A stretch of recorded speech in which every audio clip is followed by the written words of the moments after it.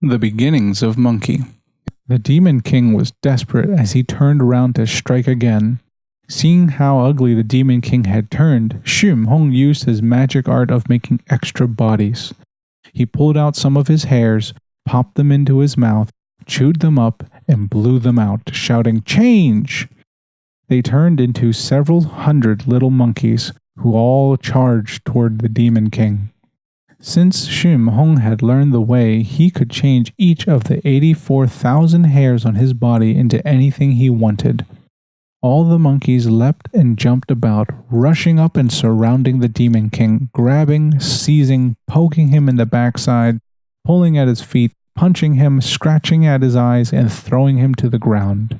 Monkey snatched the Demon King's sword from him, told the little monkeys to get out of the way, and cut the Demon King into two.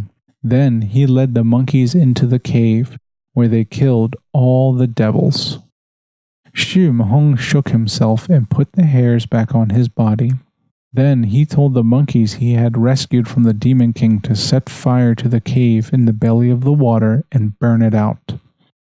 After that, Monkey told the little monkeys to shut their eyes, recited a spell, and summoned a somersault cloud and took them back to the mountain of flowers and fruit. All the little monkeys laid on a feast to celebrate their king's return. Monkey told his children how he traveled across the eastern and western oceans to learn the Great Way, and how he had defeated the Demon King and saved them. Then he laughed and said, "Children, we have a surname now. My surname is Xun, and my Buddhist name is Mhong. I give you all a surname Xun." All the monkeys clapped and were happy.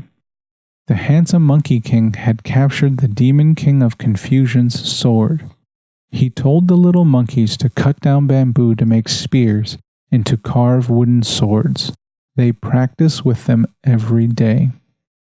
One day, Monkey thought that if demons or ghosts came, the monkeys would be no match for them with their bamboo spears or wooden swords. They needed really sharp weapons. 4 older monkeys made a suggestion. "To the east of our mountain, there is a country called Ngao Lai. There must be weapons there, but we have no gold and silver to buy them." Monkey was delighted. "Wait here while I go and get some weapons," he said. He leapt onto his somersault cloud and soon arrived in the sky over Ngao Lai.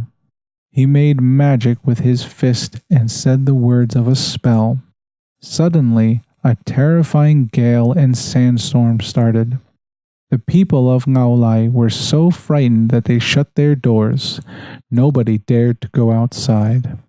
Monkey landed his cloud and rushed straight in through the gates of the palace to the military stores, where he found all 18 sorts of weapons. He plucked a handful of hairs from his body, chewed them up, and spat them out. They turned into hundreds and thousands of little monkeys who carried all the weapons away.